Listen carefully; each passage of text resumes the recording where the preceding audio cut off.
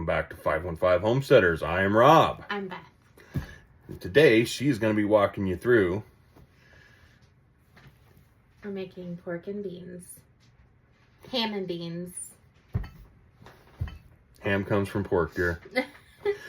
Just an FYI, there will be a couple of blooper intros to this because this one gets a little nervous on tape. I'm working on it. I'm sorry. Big breaths. Okay, stay tuned for the misses. Thank you. All right, so these are the beans that I'm working with. I've soaked them for probably, what time is it? It's 1 o'clock. I started soaking them about 9 o'clock. So they've obviously expanded. Okay. And I've tried to rinse them off at least 4 times. Your water is never going to be clear with beans. I just want to start that out. Like, lower your expectations. These are the beans that I'm using. I'm using 2 bags of these, which obviously is 2 pounds of 9 bean soup.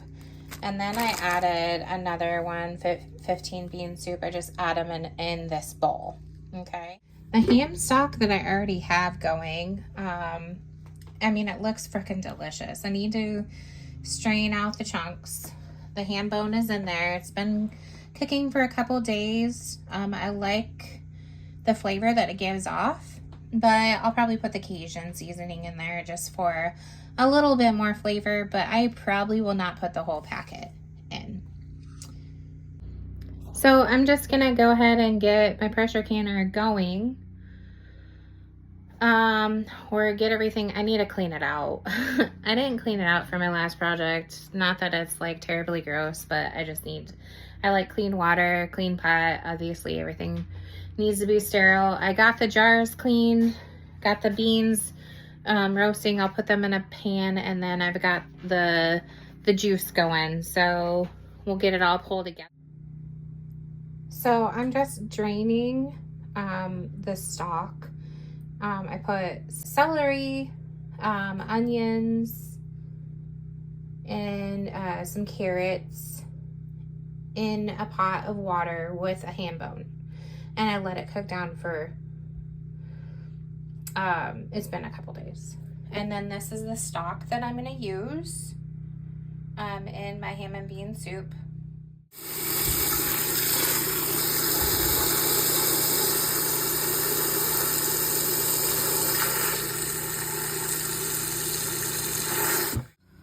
So we're going to use my smaller canner today. This holds 7 quarts.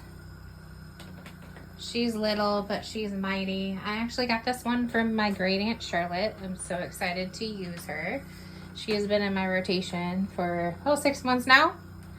I was gonna use my bigger one, but let me turn you. So I was gonna use my bigger one, and I forgot to wash it the other day, and it's collected, and I need to wash it and scrub it. So we're gonna use the smaller one, which is fine. I'm just doing quarts anyway. I'm not putting like big jars in here, but I wanted to just kind of show you how I put the seal on to the lid, and we'll fill it up with water. So, okay, so things that you can use: Vaseline,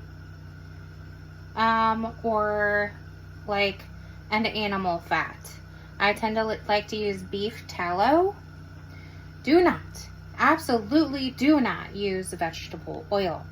Vegetable oil will collect, and that's when things start exploding. That's what our grandmothers used, or great grandmothers used, and eventually the seal does not seal tight. So this is my seal. It's been washed, and I'm going to use beef tallow. Now, beef tallow, when it's cold, does not hold, like it's hard. So we need to let it melt in our hand. So I'm going to put the seal down. I'm going to let it melt in my hand a little bit, like so. And we're going to put this in the ridges and seam of my seal. Usually Rob helps me do this, so like, sorry if I'm a little clumsy.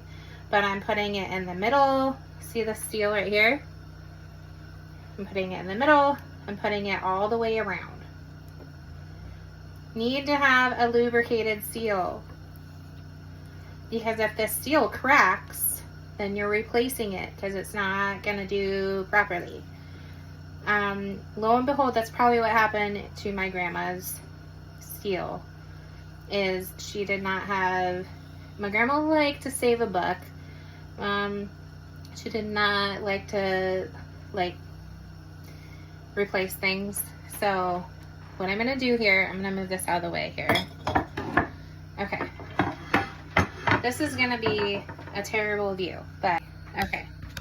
So I'm gonna got it all lubed up. Now I'm gonna put it back in.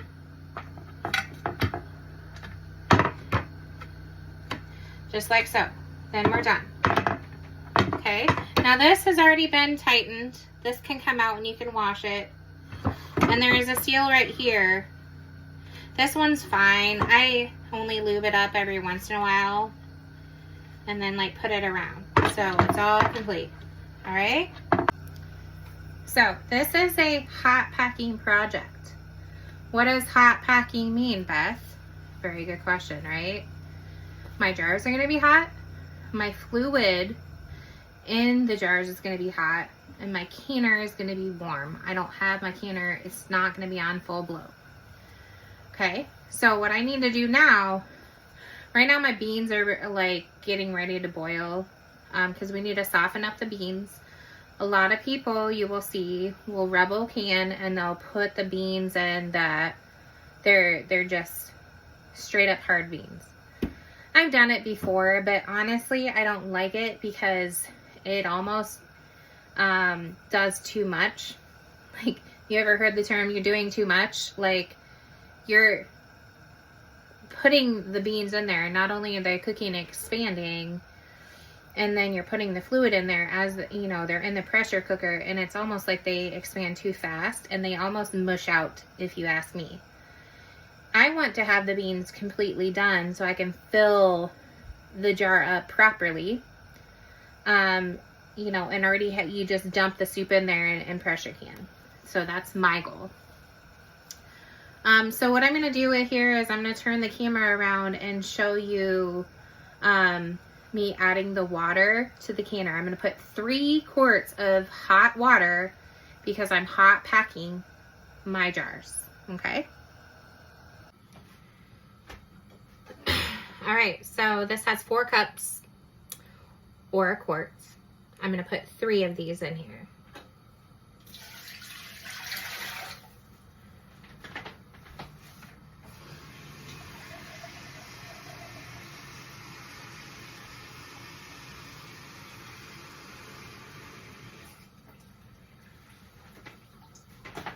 Two.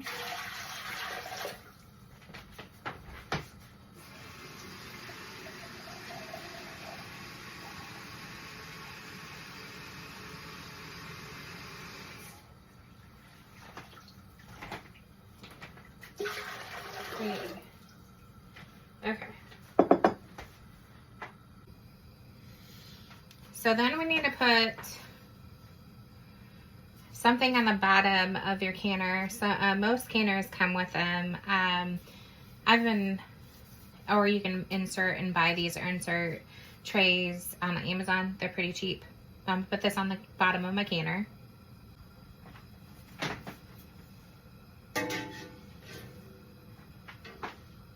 So there it is on the bottom of your canner. You're just not wanting your jars to touch the bottom. Sometimes you'll see people put, and I've done it before too, you can put like a wash rag on the bottom. You just don't want your jars touching the bottom of the jar. These are the best though, if you're wanting to know. Just because you're lifting it up away from the metal that's touching the fire. So now I've got my ham steak, Milo locker. Ooh, ooh. Shout out to Shivers Farms. That's where we get our pigs. But anyway, we're gonna cut up the ham. I'm just gonna put it in a bowl. That way we get everything going. Our beans are just started boiling, so I set the timer for 10 minutes. And then I'll show you how I put the jar together.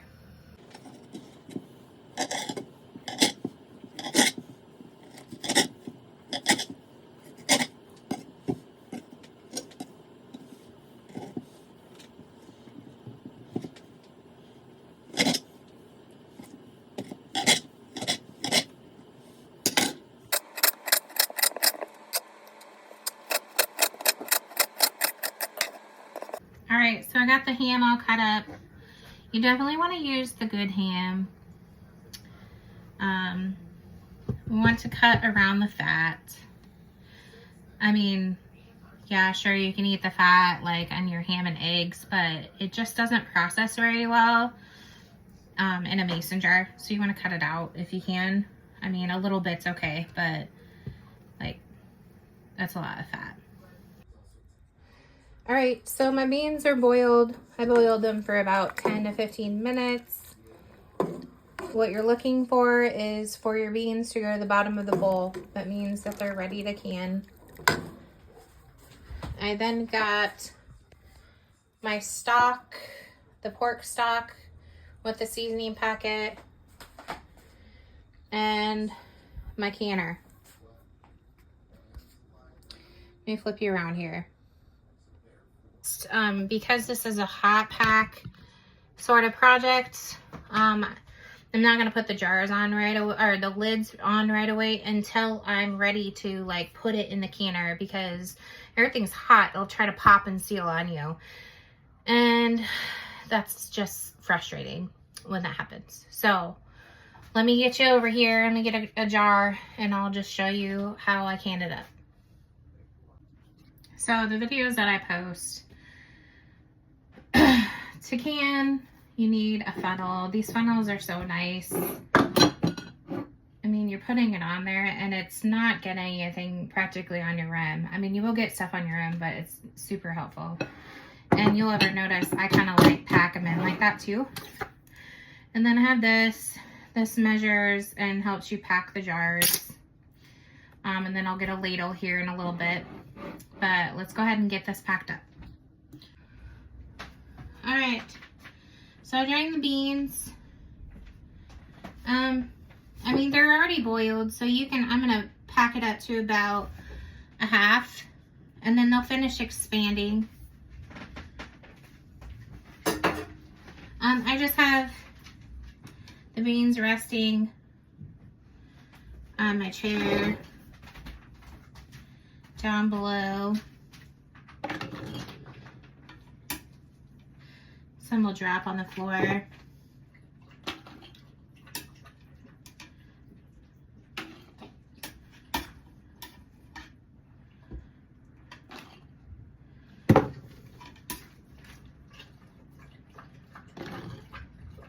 Okay, we're gonna go about halfway. I'm only going halfway because these are boiled. These are almost cooked. If you're gonna rub a ham, it's a totally different ball game. But then I'm gonna put some ham in here, like so. I mean, about a cup. You just want to go to the neck. When I say the neck, that's to here. Like that. Then we're going to come over here and add the juice. This is from the ham bone stock that I made in the crock pot. We're just going to fill it up.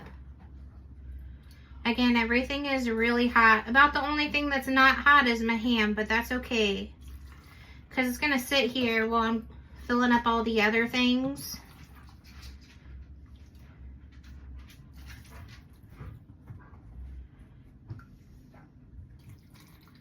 We're going to go to the neck as well, which is 1 inch headspace. Then we're going to get all the air out. So I'm going to go like this.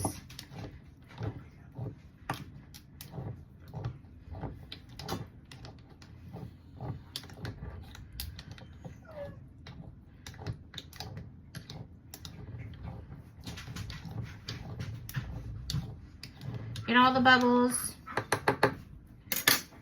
And there you go. I'm going to fill up all the other ones and I'll be right back. Alright, so we're to the point where we're ready to put the lids on. These have been sitting here for a good 5 to 10 minutes. The jars are nice and hot, so I need to do this very quickly. I was able to get 6 jars of just the straight beans, ham, and the ham stock that I made. And then I had one that had a little bit of stock left and a bunch of beans, but no ham. That's the good thing about canning, is that you can do whatever you want and put in whatever you want. This is not as potent, but it has water in it and it'll do just fine. And I'll just put this one in like a batch of chili that we have. Okay, so everything, bubbles have been lifted and pushed out. You need to clean off the top of your jars. This is just a pumper full of vinegar. Where do you get these? I got this one on Amazon. You can get them on Etsy, wherever you want. So I got a little bit of vinegar. I'm just going to clean the tops of my jars. We got to make sure that everything is clean so it'll seal. Especially with, for some reason when you pressure can, if you take out your, see, it's dirty, just ever so slightly, but there's stuff on the rim. If you take your lid off too soon and your temperature drops too soon in your canner, your stuff will siphon. So need to be careful that we bring everything back down very slowly because we want them to seal properly. The other day I got a little too anxious and I ended up siphoning and my lids did not seal. So we will be having Mississippi roast sometime this week. But anyway, it happens. So I have everything on. Now I'm going to put the lids on. Everything's clean.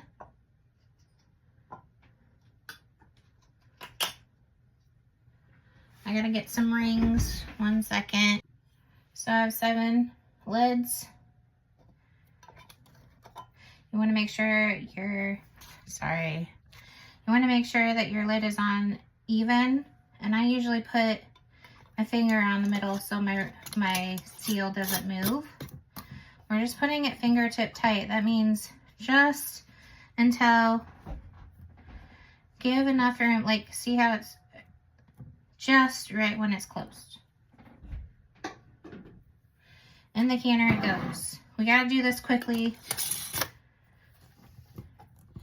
I'm doing all that. So we got a full canner. Okay, 7 quarts. That's what it looks like.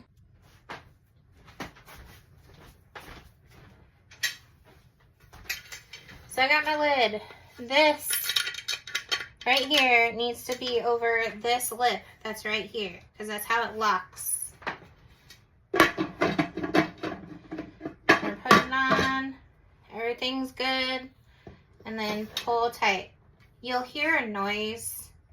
It's like, I don't know if you heard it just now, but here, I'll do it again. Okay. It's ever so slightly. You want to make sure that everything's nice and even on your burner. Like so. And then we're going to turn it on. It's been on low. I like to have it on medium low for a little bit. Just until like I know everything inside is like come up to temperature. The whole idea of hot packing is that everything has to be hot, right? So you can typically get going pretty easy with a hot pack, but I still like to bring it up slowly. Just for like a couple minutes. I'll do it on medium low, just to make sure that my seals are getting warm, or you know, the rings are getting warm. Everything is like adjusted inside the canner to get nice and warm. And then I usually about 3 or 4 minutes I'll get that, and then I'll start kicking it up. I don't do it drastically. Sometimes people will just straight go full force and go to high. I'll bring it to medium high, and then I'll go high. So I bring it up like minute increments, just so that we're bringing the pressure canner up nice and slow. I'll be right back. Okay, let's talk about the weights on the pressure canner. I live in the state of Iowa, so every pressure is going to be a little bit different depending on your altitude and what state or country that you live in. So you have to make sure that you're looking to see where you are and what you need for your state. So some of these videos are going to go off of my state and my altitude. But in Iowa, I'm going to do 10 pounds. So, if I can get my life together. This one's 5 pounds. You put another ring on, it's 10 pounds. And then if I was to put this other ring, it would be 15 pounds of pressure. We're only going to do 10. And this is a pressure canner where you put it on top and it wiggles. Word to the wise, if your husband is irritating you, you can use the one that has the wiggler and he'll love you for the rest of the day. Just kidding. I'm using this one because my other one needs cleaned. But when this gets up to pressure, right now I'm about to go to high here in a little bit. So we're going to start kicking her up. The steam is going to come out the top. Right here. And right now there's no steam coming out the top. Once it starts blowing out, you'll be able to see it. Like if I was to go like this, you could see air or pressure coming out the top. We're going to let that happen for 10 minutes. Always 10 minutes. And then once the 10 minutes is done, I'm going to put this on top. Okay? But we have to wait the 10 minutes. Some science in it. I'm not going to break it down for you. Do your research. But we're going to put it on 10 minutes. And then we're going to wait for it to come up to pressure. How do you know it comes up to pressure, you ask? Because this will start shaking and it'll like erratically shake on top, and I'll take a picture of it here in a little bit. And it'll start shaking really bad. How you want to regulate it is you want this guy to do like a hula, and I'll videotape what a hula dance looks like. It's just I'll show you a visual when it's done. Okay? So for that time being, 1 moment. Now, I would recommend if there's any book that you get to do home can preserving. Granted, I say this with a grain of salt. Do what you will. This is probably one of the best resources that I appreciate.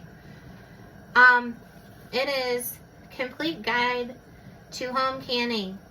It is written by the government.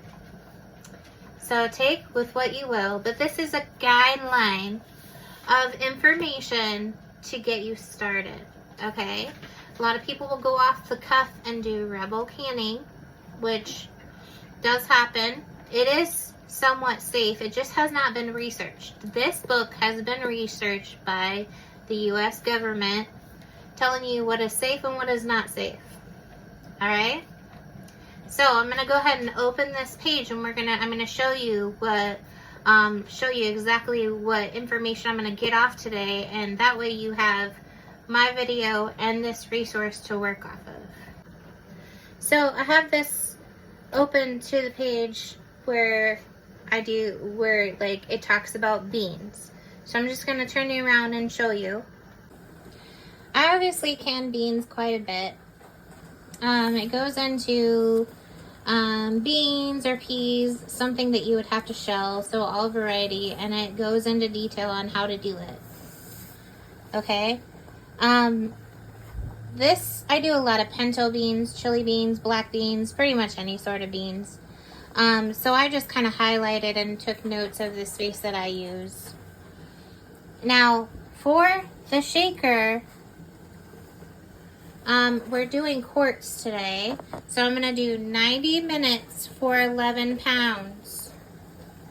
Or, this is the weighted gauge. I'm using the weighted gauge today, so I'm doing 90 minutes for 10 pounds.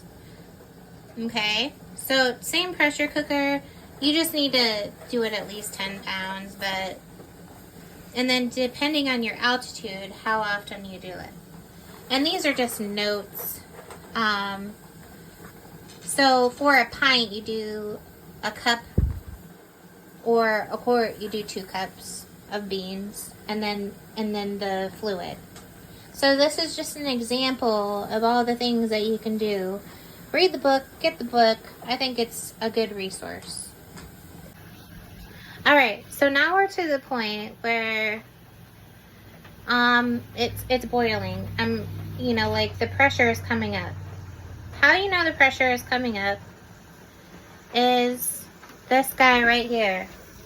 I'm just going to turn a little bit. This right here. That means that the pressure is starting to happen. Okay? This means that my pressure cooker is locked.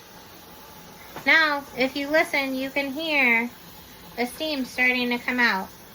Here, I'm going to put something dark behind it so that you can see. So just to give you an example. There is pressure or steam starting to come out the top. It's not a very good example, but that's the back of my book. You can see it ever so slightly. I'm going to wait another minute or so because you want it to be like noticeable steam, okay? So right now there's steam, but it's not noticeable steam. It's really starting to be noticeable. And so I'm gonna set my timer for 10 minutes here in the next, I'm gonna get ready to get my timer right now. So I'll let you know when we put the weight on. We're gonna set the timer for 10 minutes and put the weight on here in a little bit. So my timer just went off. It's been 10 minutes. I'm gonna take this and put it over the hole. Just like that. We're gonna let this come up to pressure. It's quiet right now, but eventually this is gonna start shaking and it's gonna do a hula dance. And I'll show you what too fast of a hula and too slow of a hula. And you just wanna hone in your heat, your heat gauge or your fire to make it nice and steady hula. This particular canner is not for a beginner. Just want to start that out. A lot of people will start on this because this is your grandma's pressure canner. This is what your grandma used to use. So a lot of people learn on this. I'm just showing you today because my other one is not, I can't use it. I need to clean it.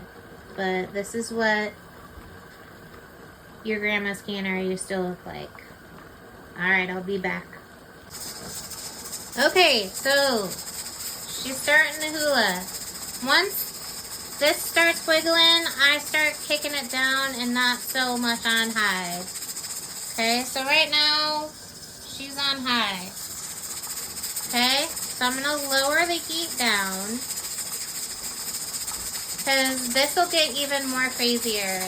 This hula dance will get really, really crazy. We don't want it to go too crazy. So we're going to start dropping the heat. Okay, see how it's going crazy? You don't want to drop the heat too fast. This is a balance game at this point. Sorry if I'm talking loud. This is super loud, so I don't know if you're hearing me or the hula dancer. So I'm just going to talk a little loud. So I got it down to a little bit above medium-high right now. This hula dancer is going too fast, but we don't want to stop the pressure from building either. So I'm going to turn it down to medium. She's still shaking. That's good. Dance, hula dance. Okay? The name of the game is to get her to slow down. See how she's starting to slow down already? But she's not stopping.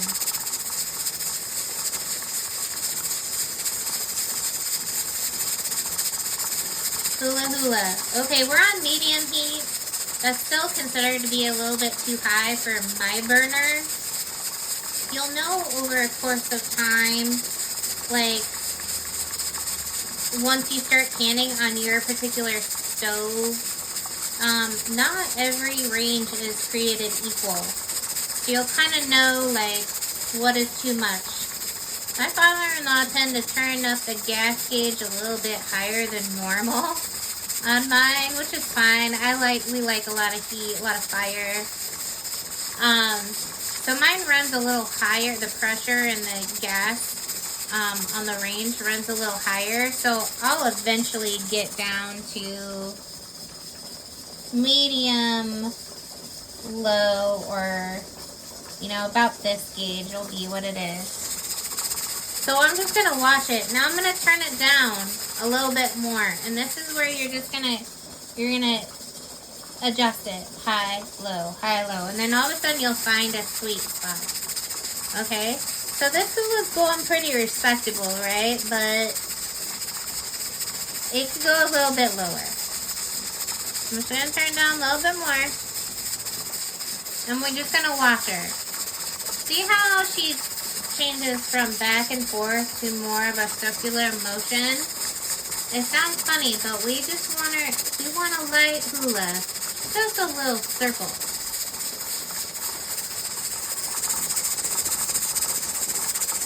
The steam from here is like making it, I'm just going to move it a little bit.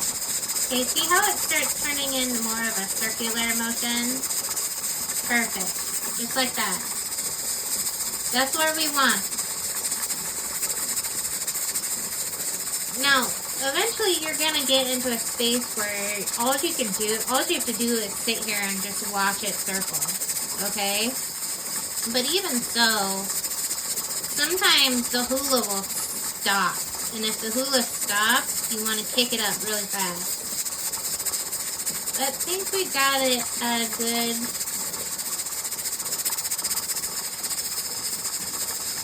Trying to get a good angle for you. Okay, so... See, there we go. See how she's kind of back, forth, circle, circle. Back, forth, circle, circle. That's what you want for this. Okay, so now we're gonna set our timer for 90 minutes, and we need this to hula just like this for 90 minutes. If she stops back, forth, circle, circle, and stops, then you've lost your pressure. So we need to do this for 90 full seconds. So you're not going anywhere. Please do not walk away from your pressure canner. If you need to walk away, somebody else needs to come in here and look at it with you. Okay? So I'm going to set my timer for 90 minutes. Why is it doing that? There we go. And I will be back.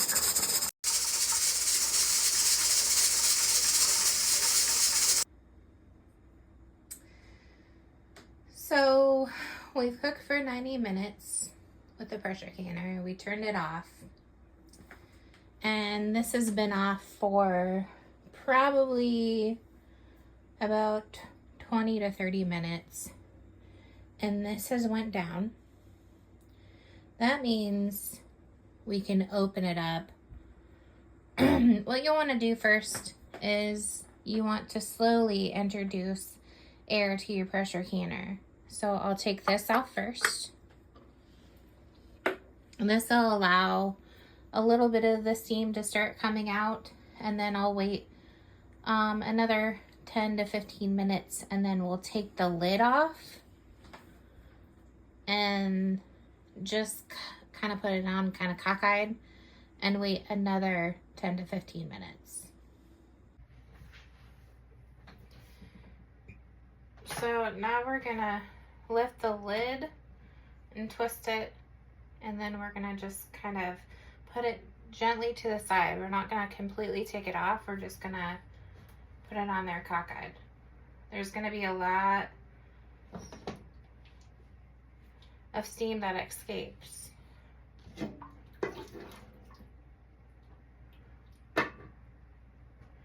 And we're just gonna put it to the side to let the moisture and steam come out. All right, so we're gonna take the lid off.